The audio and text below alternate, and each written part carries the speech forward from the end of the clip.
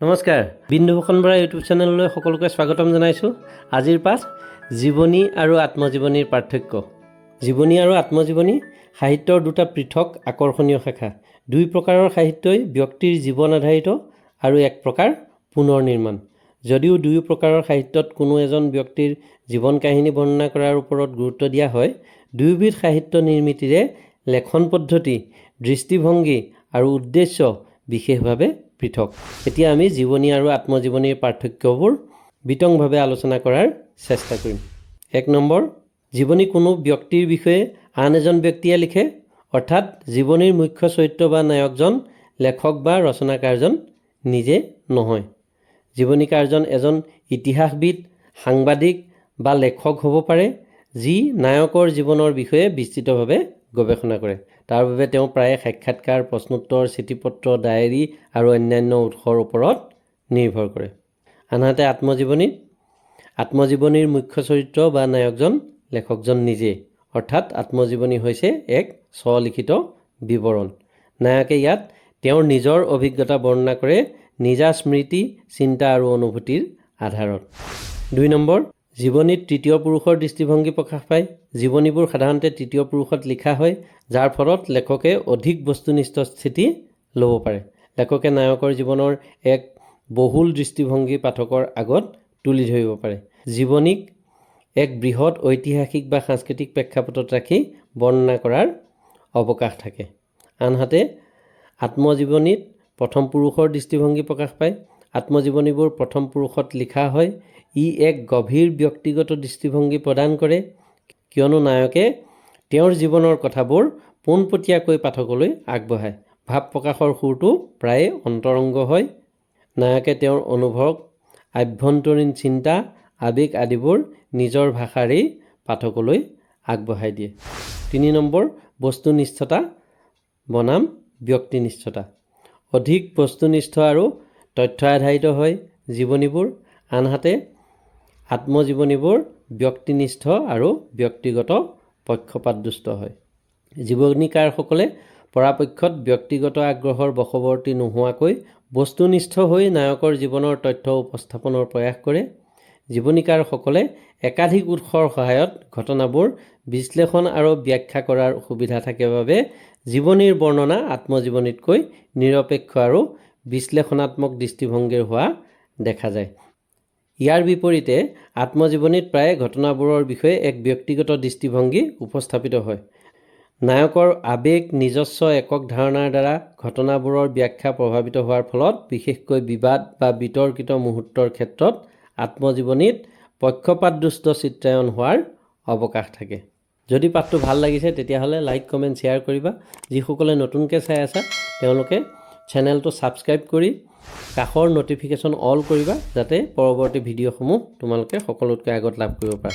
ইতিমধ্যে মই জীৱনীৰ সংজ্ঞা, বৈশিষ্ট্য এই বিষয়ে পাঠ আগবঢ়াই থৈছোঁ। এই পাঠকেইটা চাবা, তাৰ পৰাও তোমালোক উপকৃত হ'বা। 4 নম্বৰ, সুবিধা আৰু গৱেষণা, স্ক'প এণ্ড ৰিচাৰ্চ। জীৱনী সাক্ষাৎকাৰ, নথিপত্ৰ, ঐতিহাসিক প্ৰসংগ আদিৰ আধাৰিত এক বিস্তৃত গৱেষণা কৰ্মৰ দৰে, আনহাতে আত্মজীৱনী ব্যক্তিগত স্মৃতি আৰু প্ৰতিক্ৰিয়াৰ ওপৰত আধাৰিত। জীৱনীকাৰসকলে সাধাৰণতে এক গুৰুত্বপূৰ্ণ গৱেষণা কৰ্মৰ দৰে জীৱনীত শুদ্ধতা নিশ্চিত কৰিবলৈ একাধিক উৎসৰ পৰা তথ্য সংগ্ৰহ কৰে। তেওঁলোকে পৰিয়ালৰ সদস্য, বন্ধুবৰ্গ আৰু নায়কৰ সহকৰ্মীসকলৰ সৈতে সাক্ষাৎকাৰ লোৱাৰ লগতে প্ৰায়ে নায়কৰ চিঠি, ডায়েৰী আৰু চৰকাৰী ৰেকৰ্ড আদিৰ সহায় লয়। আনহাতে আত্মজীৱনীবোৰ গৱেষণাধৰ্মী নহয়, ইয়াৰ বৰ্ণনা মুখ্যতঃ লেখকৰ স্মৃতি আধাৰিত। যদিও কিছু লেখকে তেওঁলোকৰ স্মৃতিশক্তিৰ সহায়ক হিচাপে আলোচনী বা অন্যান্য ৰেকৰ্ডৰ ওচৰ চাপে, তথাপি বৰ্ণনাটো মুখ্যতঃ ব্যক্তিগত প্ৰতিক্ৰিয়া আৰু অভিজ্ঞতাৰ সদৃশেই হৈ থাকে। সেয়েহে নায়কৰ স্মৃতি নিৰ্ভৰ ব্যাখ্যা আধাৰিত শিল্প আত্মজীৱনীত ঘটনাবোৰৰ শুদ্ধতা বা বাস্তৱতাৰ ক্ষেত্ৰত সন্দেহৰ অৱকাশ থাকি যায়। 5 নম্বৰ, জীৱনৰ ঘটনাৰ পৰিধি, কভাৰেজ অফ লাইফ ইভেণ্টছ। জীৱনীত সাধাৰণতে নায়কৰ সমগ্ৰ জীৱনৰ গুৰুত্বপূৰ্ণ ঘটনাৱলীৰ আধাৰত তেওঁৰ জীৱন দৰ্শনৰ এক সামগ্ৰিক ৰূপ প্ৰতিফলনৰ প্ৰয়াস থাকে। আনহাতে আত্মজীৱনীত লেখকে স্মৃতিভংশ নোহোৱা পৰ্যন্ত নিজৰ জীৱনৰ ঘটনাৱলী সামৰি ল'ব পাৰে। বা নিৰ্দিষ্ট সময় বা ঘটনাৰ ওপৰত নিজৰ পচন্দ অনুসাৰে গুৰুত্ব দিব পাৰে। জীৱনীবোৰে প্ৰায়ে এটা বিষয়ৰ সমগ্ৰ জীৱনকাল সামৰি লয়, য'ত জন্মৰ পৰা মৃত্যুলৈকে নায়কৰ ব্যক্তিগত, পেছাদাৰী আৰু ৰাজহুৱা জীৱনৰ এক বিস্তৃত দৃষ্টিভংগী প্ৰকাশ পায়। অৱশ্যে কিছুমান জীৱনীয়ে নায়কৰ জীৱনৰ এক নিৰ্দিষ্ট সময় বা ঘটনাৰ ওপৰত গুৰুত্ব দিব পাৰে। আনহাতে আত্মজীৱনীবোৰত প্ৰায়ে লেখকে আটাইতকৈ প্ৰাসংগিক বা প্ৰভাৱশালী হ'ব বুলি বিবেচনা কৰা কিছুমান নিৰ্দিষ্ট সময়, গুৰুত্বপূৰ্ণ ঘটনা বা অভিজ্ঞতাৰ ওপৰত গুৰুত্ব আৰোপ কৰে। আত্মজীৱনী একোখন কেতিয়াবা কেৱল শৈশৱকাল, পেছাগত জীৱন বা এক নিৰ্দিষ্ট মুহূৰ্ত কিছুমানলৈ মনোনিৱেশ কৰিও লিখিব পাৰে। 6 নম্বৰ, অভিপ্ৰায় আৰু উদ্দেশ্য, ইণ্টেণ্ট এণ্ড পাৰপাছ। জীৱনীৰ উদ্দেশ্য হৈছে নায়কৰ জীৱনৰ বিষয়ে শিক্ষিত কৰা, অৱগত কৰা বা অন্তৰ্দৃষ্টি প্ৰদান কৰা। আনহাতে আত্মজীৱনীৰ অভিপ্ৰায় হৈছে প্ৰায়ে নায়কৰ কাৰ্যকলাপক অনুপ্ৰাণিত, প্ৰতিফলিত কৰা বা ন্যায়সংগত বুলি প্ৰতিপন্ন কৰাৰ প্ৰয়াস কৰা। জীৱনী এখনৰ প্ৰাথমিক উদ্দেশ্য হৈছে পাঠকক মুখ্য চৰিত্ৰৰ জীৱনৰ বিষয়ে তথ্যগত আৰু শৈক্ষিক দিশেৰে অৱগত কৰা। জীৱনীকাৰৰ লক্ষ্য হৈছে ব্যক্তিজনৰ চৰিত্ৰ, সফলতা আৰু বিফলতাৰ বিষয়ে অন্তৰ্দৃষ্টি প্ৰদান কৰি তেওঁলোকৰ ঐতিহাসিক বা সাংস্কৃতিক গুৰুত্ব সম্পৰ্কত পাঠকক অৱগত কৰোৱা। লেখকৰ এই অভিপ্ৰায়টো সামাজিক। আনহাতে আত্মজীৱনীবোৰৰ প্ৰায়ে অধিক ব্যক্তিগত অভিপ্ৰায় থাকে। লেখক নায়কজনে তেওঁৰ জীৱন পৰিক্ৰমাৰ বিষয়ে পাঠকে চিন্তা কৰিবলৈ, তেওঁৰ সিদ্ধান্তবোৰ ন্যায়সংগত কৰিবলৈ বা তেওঁৰ অভিজ্ঞতাৰ জৰিয়তে আনক অনুপ্ৰাণিত কৰিবলৈ আত্মজীৱনী লিখিব পাৰে। বিষয় উপস্থাপনৰ সুৰটো অন্তৰ্নিৰীক্ষণমূলক, অনুপ্ৰেৰণামূলক বা আনকি স্বীকাৰোক্তিমূলক হ'ব পাৰে। সেইকাৰণে জীৱনীকাৰসকলৰ অভিপ্ৰায়টো কুমতিৰ দৰে। তাৰ মানে জীৱনীকাৰসকলে যিজনৰ বিষয়ে জীৱনী লিখিছে তেওঁৰ অন্তৰ্জগতখনত কুৰুকি সোমাবলৈ চেষ্টা কৰে বিভিন্ন তথ্যৰ আধাৰত।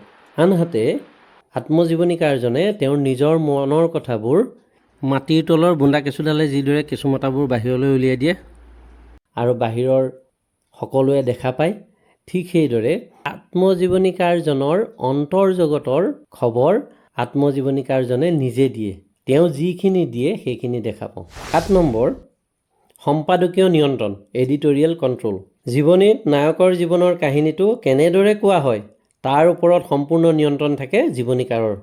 আনহাতে আত্মজীৱনীত জীৱনীৰ বৰ্ণনাটোৰ ওপৰত সম্পূৰ্ণ নিয়ন্ত্ৰণ থাকে নায়কৰ নিজৰ হাতত। এখন জীৱনীত নায়কৰ জীৱন কেনেদৰে বৰ্ণনা কৰা হ'ব, কোনবোৰ ঘটনাৰ ওপৰত আলোকপাত কৰিব, কোনবোৰ ঘটনাত গুৰুত্ব নিদিব, কোনবোৰ সম্পাদনা কৰি সংকোচন কৰিব, সেইবোৰ কেনেদৰে ব্যাখ্যা কৰিব আৰু নায়কৰ কাৰ্যবোৰ কেনেদৰে উপস্থাপন কৰিব, এই আটাইবোৰ দিশৰ নিয়ন্ত্ৰণ থাকে জীৱনীকাৰৰ নিজৰ হাতত। কৰ্তৃত্বপ্ৰাপ্ত বা নায়কৰ স্বীকৃতিপ্ৰাপ্ত জীৱনী নহ'লে এই প্ৰক্ৰিয়াত জীৱনীৰ নায়কজনৰ নিয়ন্ত্ৰণ একেবাৰেই নাথাকে। আনহাতে এখন আত্মজীৱনীত নায়কজনেই জীৱনীকাৰ হোৱা বাবে তেওঁৰ কাহিনী সম্পাদনাৰ ক্ষেত্ৰত সম্পূৰ্ণ নিয়ন্ত্ৰণ থাকে। তেওঁ নিজে সিদ্ধান্ত লয় যে তেওঁৰ জীৱনৰ কোনবোৰ অংশ নিৰ্বাচন কৰি প্ৰকাশ কৰিব, কোনবোৰ ঘটনা সংকোচন বা সম্প্ৰসাৰণ কৰিব, ঘটনাত কল্পনাৰ কিমান ৰহণ সানিব আৰু কেনেদৰে নিজকে ৰাইজৰ আগত উপস্থাপন কৰিব। 8 নম্বৰ, স্মৃতিৰ ভূমিকা, ৰোল অফ মেমৰি। জীৱনী হ'ল স্মৃতিৰ ওপৰত কম নিৰ্ভৰশীল, অধিক গৱেষণা নিৰ্ভৰ।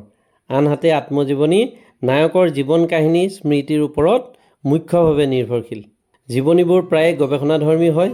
ইতিমধ্যে কৈয়ে আহিছোঁ, জীৱনী ৰচনাৰ সময়ত লেখকে নায়কৰ স্মৃতি শক্তি আধাৰিত বৰ্ণনাৰ ওপৰত কম আৰু নথিভুক্ত প্ৰমাণ আৰু সাক্ষ্যৰ ওপৰত অধিক নিৰ্ভৰ কৰে। এনে প্ৰক্ৰিয়াই জীৱনীকাৰসকলক তথ্যবোৰ পৰীক্ষণ আৰু পুনৰ বিবেচনা কৰিবলৈ আৰু শুদ্ধতা নিশ্চিত কৰিবলৈ সুবিধা দিয়ে। আনহাতে আত্মজীৱনীবোৰৰ ঘটনাবোৰ মুখ্যতঃ লেখকৰ স্মৃতিৰ ওপৰত নিৰ্ভৰ কৰে, যিবোৰ বহু বছৰৰ পিছৰ সোঁৱৰণি হ'লে তথ্য বিকৃত বা অসম্পূৰ্ণ হোৱাৰ অৱকাশ থাকি যায়। 9 নম্বৰ, মুখ্য চৰিত্ৰৰ সংখ্যা, নাম্বাৰ অফ মেইন কেৰেক্টাৰ। এখন জীৱনী গ্ৰন্থত একাধিক ব্যক্তিৰ জীৱন বৃত্তৰ পৰিচয় থাকিব পাৰে, যেনে মুনীন বৰকটকীৰ বিস্মিত ব্যতিক্ৰমত কেইবাগৰাকী ব্যক্তিৰ জীৱন চিত্ৰ পোৱা যায়। অসম একাডেমীৰ দাৰ্শনিক পৰিচয় গ্ৰন্থত কেইবাগৰাকীও বিশ্ববৰেণ্য দাৰ্শনিকৰ জীৱনী বৰ্ণিত হৈছে। ইতিমধ্যে মই তোমালোকক 9টা পইণ্ট ক'লোঁ। যদি তোমালোকে নোট আকাৰে সম্পূৰ্ণ পাঠটো উদাহৰণসহ বিচাৰিছা, মোৰ চেনেলটো ছাবস্ক্ৰাইব কৰি এই মেইল আইডিটোত এটা মেছেজ দিবা, সম্পূৰ্ণ পাঠ তোমালোকলৈ পঠাই দিম। মই ইয়াত আধাখিনিহে কৈছোঁ, উদাহৰণবোৰ কোৱা নাই, সময়ৰ প্ৰতি লক্ষ্য ৰাখি। তেতিয়াহ'লে লাইক, কমেণ্ট, শ্বেয়াৰ কৰিবা। যদি নতুনকৈ মোৰ ভিডিঅ' চাই আছা, তেতিয়াহ'লে এনেধৰণৰ ভিডিঅ'সমূহ পাই থাকিবৰ কাৰণে ছাবস্ক্ৰাইব কৰিবা। আজিলৈ সামৰিছোঁ। চিৰ চেনেহী মোৰ ভাষা জননী।